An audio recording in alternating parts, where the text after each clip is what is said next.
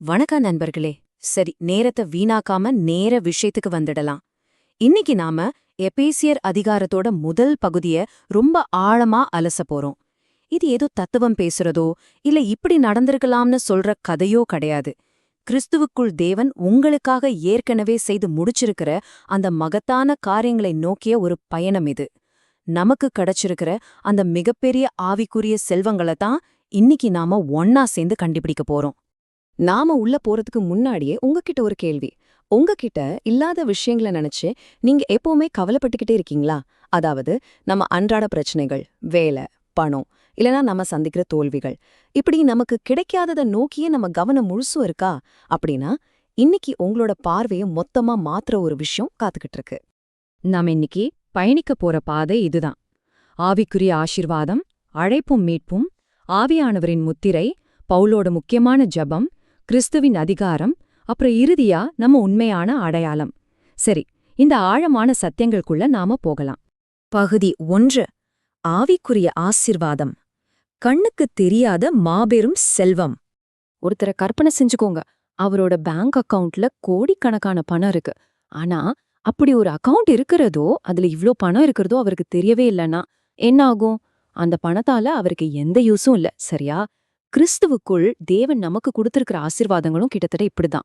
அது எல்லாமே ஏற்கனவே நம்ம கிட்ட இருக்கு. ஆனா அத பத்தி நாம முழுசா தெரிஞ்சுக்கிட்டு விசுவாசிக்கும் போது மட்டும்தான் அதோட உண்மையான பலனை நாம முழுமையா அனுபவிக்க முடியும். நம்மளோட ஆவிக்குரிய பேங்க் அக்கவுண்ட்ல இருக்கிற உண்மையான பேலன்ஸ் என்ன தெரியுமா? தேவனோடு நமக்கு இருக்கிற சமாதானம், பாவ மன்னிப்பு, அப்புறம் எல்லாத்துக்கும் மேல தேவனுடைய பிள்ளை அப்படிங்கிற அந்த உன்னதமான உறவு. அது மட்டும் இல்லாம பரிசுத்த ஆவியானவரோட வழிநடத்துதல், தேவனுடைய சித்தத்தை அறியக்கூடிய ஒரு மகாபெரிய வாய்ப்பு, என்றுமே அழியாத நித்திய நம்பிக்கை, இறுதியா கிறிஸ்துவுக்குள் முற்றிலும் ஒரு புதிய வாழ்க்கை. இது ஏதோ பணம், வேலை இல்லனா பதவி மாதிரி அழிஞ்சு போற விஷயங்கள் கிடையாதுங்க. இதெல்லாமே நித்தியமான ஆவிக்குரிய ஆசீர்வாதங்கள். பகுதி 2. அழைப்பும் மீட்பும். தேவனுடைய திட்டம். தேவன் நம்ம உலகத் தோற்றத்துக்கு முன்பே தெரிந்து கொண்டார் அப்படின்னு சொன்ன உடனே, ஓ, அப்ப நான் எப்படி வேணாலும் வாழலாமா அப்படின்னு ஒரு தவறான எண்ணம் சிலருக்கு வரலாம். ஆனா உண்மையான கிருபை அப்படி வேலை செய்யாது. ஒரு டீச்சர் தன்னோட ஸ்டூடெண்ட்ட பார்த்து, உன்னால கண்டிப்பா சாதிக்க முடியும், நீ ரொம்ப நல்ல பையன் அப்படின்னு முழுமையா நம்பி அவனை ஊக்கப்படுத்தினா அந்த ஸ்டூடெண்ட் எப்படி உணர்வான்? அந்த அன்பான வார்த்தைகள் அவனை இன்னும் பொறுப்பா சிறப்பா செயல்பட தூண்டும் இல்லையா? அதே மாதிரிதான் தேவன் நம்மளை தம்முடையவர்களா அழைத்திருக்கிறார் அப்படிங்கிற அந்த உணர்வு நம்மளை பரிசுத்தமாகவும் குற்றமற்றவர்களாகவும் வாழத் தூண்டணும். இதுல நாம புரிஞ்சுக்க வேண்டிய ரொம்ப முக்கியமான விஷயம் ஒன்னு இருக்கு. அதுதான் மீட்பு அப்படிங்கிற வார்த்தையோட உண்மையான அர்த்தம். மீட்பு அப்படிங்கிறது நாம செய்யற நல்ல காரியங்களால சம்பாதிக்கிற ஒரு கூலி கிடையாது. அது முழுமையா தேவனுடைய கிருபை. நம்ம பாவங்களுக்கான மன்னிப்பும், அடிமைத்தனத்திலிருந்து கிடைக்கிற விடுதலையும், தேவனுடைய அளவற்ற கிருபையும் சேர்ந்ததுதான் இந்த மீட்பு. இது எதுவுமே நம்மளோட சுய முயற்சியால கிடைக்கல அப்படிங்கறத நாம ஆழமா உறுதியா தெரிஞ்சுக்கணும். இதை இன்னும் ஈஸியா புரிஞ்சுக்க, ஒருத்தர்கிட்ட கட்டவே முடியாத அளவுக்கு ஒரு மிகப்பெரிய கடன் இருக்குன்னு வச்சுக்கோங்க. அவர் தம் வாழ்நாள் முழுக்க உழைச்சா கூட அதை அடைக்க முடியாது. அந்த நிலைமையில வேறொருத்தர் முன்வந்து அந்த கடனை முழுவதுமா அடைச்சிட்டா எப்படி இருக்கும்? அது வெறும் பண உதவி இல்லங்க, அது அந்த மனிதனுக்கு கிடைச்ச ஒரு முழுமையான விடுதலை. இதே மாதிரிதான் மனிதர்களாகிய நம்மால தீர்க்கவே முடியாத பாவத்தோட பெரும் கடனை கிறிஸ்து தம்முடைய இரத்தத்தால முழுவதுமா செலுத்தி நமக்கான விடுதலைய தந்திருக்கார். சில நேரங்கள்ல நம்ம வாழ்க்கை ரொம்பவே குழப்பமா தெரியலாம். நம்ம பார்வையில ஏதோ ஒரு பெரிய பசில் படத்தோட சில துண்டுகள் மட்டும் நம்ம கையில இருக்கிற மாதிரி தோணும். ஒவ்வொரு துண்டையும் தனித்தனியா பார்க்கும்போது அதுக்கு எந்த அர்த்தமும் இல்லாத மாதிரி தெரியும். ஆனா தேவனுடைய பார்வை முற்றிலும் வித்தியாசமானது. அவருக்கு முழு படமும் தெரியும். பரலோகத்திலையும் பூமியிலும் உள்ள அனைத்தையும் கிறிஸ்துவுக்குள் ஒன்னா சேர்க்கணும் அப்படிங்கறதுதான் தேவனுடைய மாபெரும் திட்டம். அதனால உங்க வாழ்க்கையில நடக்கிற விஷயங்கள் உங்களுக்கு புரியாதப்போ, அந்த புதிரை முழுமையாக அறிஞ்சிருக்கிற தேவனுடைய திட்டத்துல நீங்களும் இணைக்கப்பட்டிருக்கீங்க அப்படிங்கறது எப்பவுமே நினைவில் வச்சுக்கோங்க. தேவன் கொடுத்த வாக்குத்தத்தங்கள் மேல விசுவாசிகள் உறுதியான நம்பிக்கையோட வாழணும். பகுதி 3. ஆவியானவரின் முத்திரை, வாக்குத்தத்தத்தின் உறுதி. எபேசியர் 1ஆம் அதிகாரத்துல ரொம்ப அழகான ஒரு உண்மை சொல்லப்பட்டிருக்கு. விசுவாசிகளுக்கு பரிசுத்த ஆவியானவர் முத்திரையாக கொடுக்கப்பட்டிருக்கிறார். பழங்காலத்துல எல்லாம் ஒரு முக்கியமான ஆவணத்தின் மேல முத்திரை வச்சுட்டா அது அந்த ஆவணத்தோட உரிமையையும், அது எவ்வளவு உண்மையானது அப்படிங்கறதையும், அதோட அதிகாரப்பூர்வமான உறுதியையும் குறிக்கும். நீங்க கிறிஸ்துவை ஏற்றுக்கொண்டபோது தேவன் தம்முடைய பரிசுத்த ஆவியானவரை உங்க மேல ஒரு முத்திரையா வச்சிருக்கார். அதாவது இவர்கள் என்னுடையவர்கள் அப்படின்னும் அவருடைய வாக்குத்தத்தங்கள் எல்லாமே உங்களுக்கு உறுதியாக கிடைக்கும் அப்படின்னும் தேவன் போட்ட ஒரு நிரந்தரமான முத்திரைதான் பரிசுத்த ஆவியானவர். பகுதி 4. பவுலின் முக்கிய ஜெபம். கண்களை திறக்கும் ஜெபம். இவ்வளவு மகத்தான செல்வங்களை பத்தி பேசின அப்போஸ்தலனாகிய பவுல் எப்படி ஜெபிக்கிறார் அப்படிங்கிறது ரொம்பவே சுவாரஸ்யமான ஒரு விஷயம். சாதாரணமா நமக்கு ஒரு பிரச்சனை வந்தா நம்ம எப்படி ஜெபிப்போம்? கடவுளே, என் கஷ்டங்களை மாற்றுங்க, எனக்கு பணத்தை கொடுங்க, என் சூழ்நிலையை மாற்றுங்க அப்படின்னு தானே கேட்போம். ஆனா பவுலோட ஜெபத்தை பாருங்க. அவர் உங்களுக்கு நிறைய பணம் கிடைக்கணும் அப்படின்னு ஜெபிக்கல. அதுக்கு பதிலா, கடவுளே, இவங்க உம்மை பத்தி இன்னும் அதிகமா அறிஞ்சுக்கவும் இவங்களோட இருதயத்தின் கண்கள் திறக்கப்படவும் வேணும் அப்படின்னு ஜெபிக்கிறார். நம்ம சூழ்நிலை மாறுறதை விட நம்மளோட புரிதல் மாறுறது தான் ரொம்ப முக்கியம் அப்படிங்கறத பவுல் நல்லாவே தெரிஞ்சு வச்சிருந்தார். நம்மளோட இருதயத்தின் கண்கள் திறக்கப்படும்போது நாம எதையெல்லாம் பார்க்கணும்னு பவுல் விரும்புறார். முதலாவதா, நாம தேவனை இன்னும் நெருக்கமா அறியணும். இரண்டாவதா, அவர் நமக்கு கொடுத்திருக்கிற அழைப்பில் இருக்கிற நம்பிக்கையை நாம உணர கத்துக்கணும். மூன்றாவதா, விசுவாசிகளுக்கு கிடைக்கிற சுதந்திரத்தின் மகிமை எவ்வளோ பெரியது அப்படிங்கறத நாம புரிஞ்சுக்கணும். இறுதியா, நமக்குள்ள செயல்படுற தேவனுடைய மாபெரும் வல்லமையை நாம முழுமையா அறிஞ்சுக்கணும். இது மட்டும்தான் பவுலோட ஜெபம். பகுதி 5. கிறிஸ்துவின் அதிகாரம். எல்லாவற்றிற்கும் மேலானவர். தேவன் பயன்படுத்தினது ஒரு சாதாரண வல்லமை கிடையாது.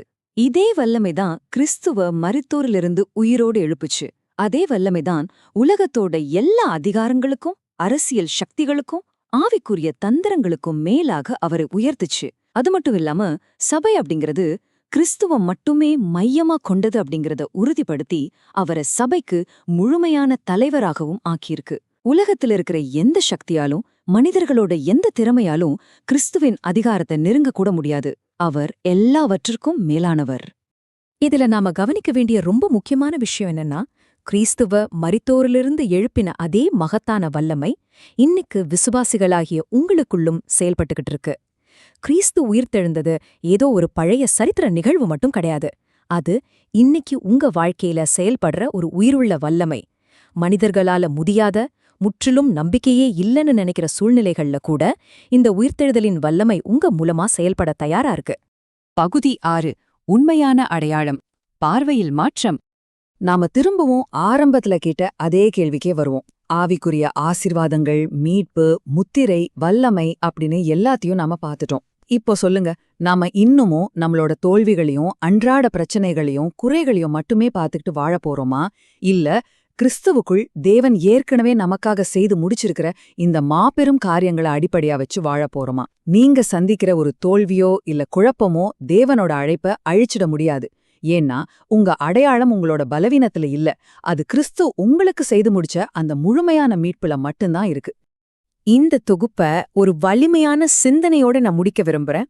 கிறிஸ்துவுக்குள் நாம யார் அப்படிங்கறத நம்ம முழுமையா அறிஞ்சுக்கிட்டா வாழ்க்கையில வர்ற சூழ்நிலைகள் ஒருபோதும் நம்ம நம்பிக்கையே தீர்மானிக்க முடியாது. உங்களோட பிரச்சனைகளை மட்டுமே பாக்குறத கொஞ்சம் நிறுத்துங்க. தேவன் உங்களுக்குள்ள வச்சிருக்கிற அந்த ஆவிக்குரிய செல்வங்களை பாருங்க. உங்க இருதயத்தின் கண்கள் திறக்கப்படட்டும். உங்க சூழ்நிலைகளை விட உங்க ஆவிக்குரிய அடையாளம் பெரியது அப்படிங்கறத நீங்க உண்மையாவே நம்புறீங்களா? கொஞ்சம் சிந்திச்சு பாருங்க. மீண்டும் அடுத்த ஒரு ஆழமான தேடலோடு உங்களை சந்திக்கிறேன். விசுவாசத்தில் வேரூன்றி வாழுங்கள்.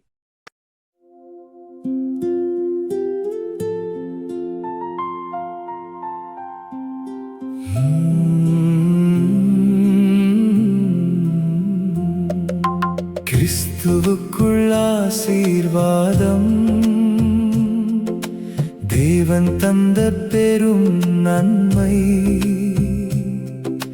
மீட்பும் மன்னிப்பும் கிடைத்ததே. இயேசுவே என் நம்பிக்கை, கிறிஸ்துவுக்குள் புதிய வாழ்வு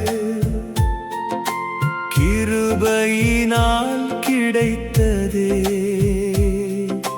பரிசுத்த ஆவி நம்மோடு, தேவ அன்பு நிலைத்ததே.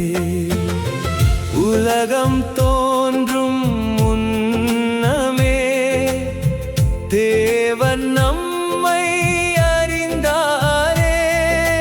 பரிசுத்த வாழ்வு வாழ்ந்திடவே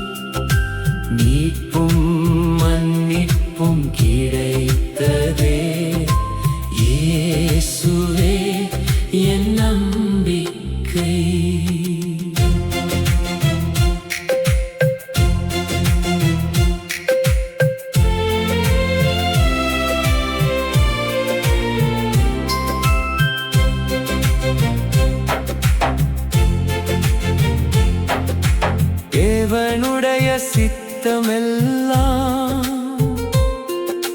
கிறிஸ்துவுக்குள் நிறைவேறும். பரலோகம் பூமியாவும்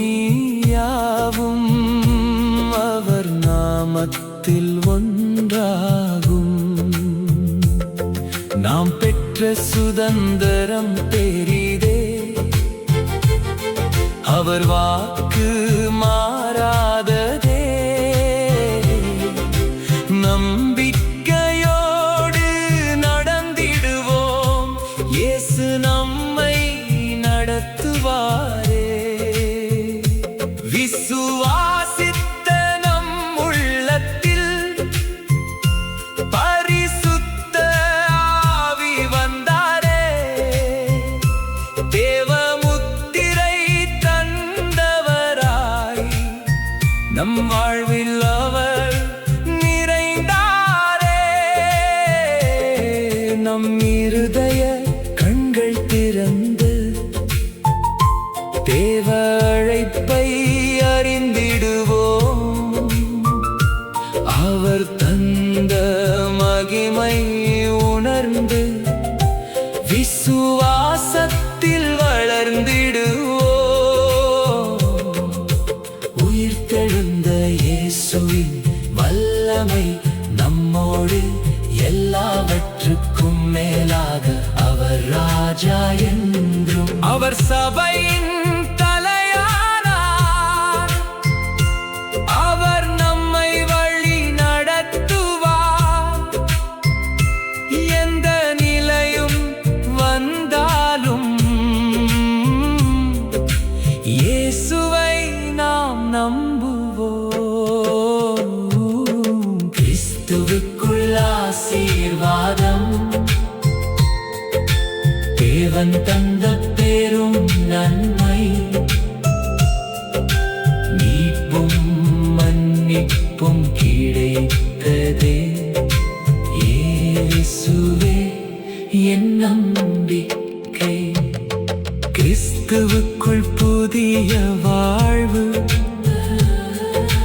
கிருபையினால் கிடைத்ததே. பரிசுத்த ஆவி நம்மோடு, தேவ அன்பு நிலைத்ததே. கிறிஸ்துவுக்குள் நாம் யார் என்பதை என்றும் நினைத்து வாழ்வோம்.